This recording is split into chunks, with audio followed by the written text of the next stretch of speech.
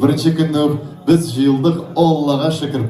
Уважаемые дамы и господа, мы приветствуем вас с этим светлым месяцем, месяцем дружбы, месяцем улыбок и месяцем благих дел. Ну а самое благое дело, конечно же, это слова Аллаха Субханаху ва Тааля. Аллах Тааляның сөзінен де bu dünyada олырақ та, зуррақ та, бейгірек та сөзлер жоқтыр. Һәм біздің мәжілісімізді нәқ менә әлеге сөзлерден башлайсыбыз килә. Құр'аннан башлайбыз.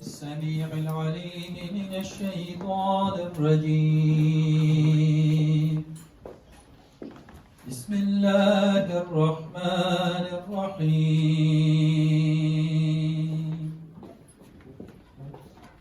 الحمد لله رب العالمين الرحمن الرحيم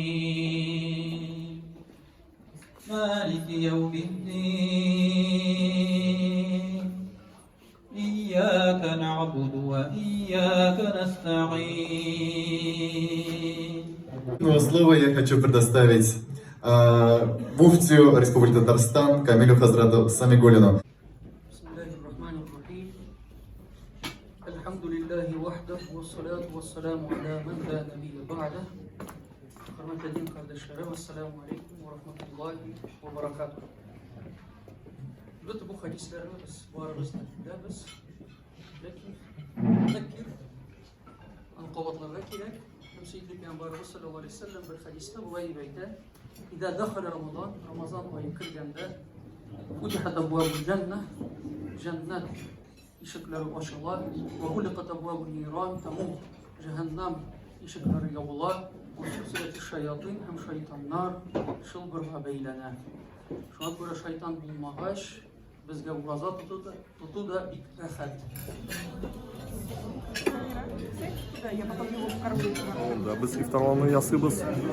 Андан соң республиканский iftar bizda bo'lacak.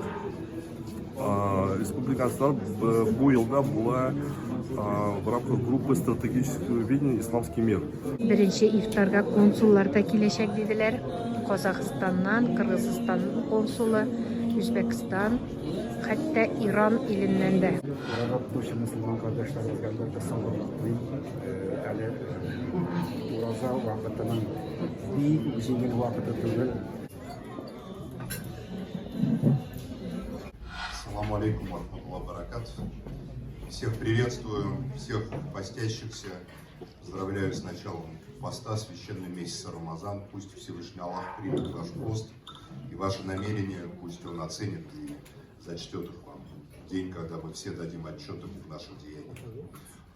Я поздравляю, я не буду говорить о том, о чем говорить я не должен. Хотелось бы мне сказать о том, каким прекрасным является Татарстан.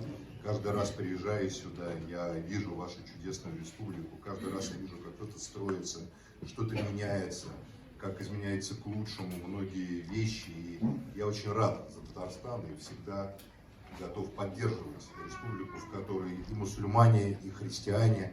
Вот очень хорошо я знал и любил владыку Феофана, нам его очень не хватает, к сожалению. Ушел он от нас. Ну и владыка Кирилл сейчас тоже вот помогает всем находить общий язык, строить единый дом. Татарстан является образцом для всей страны.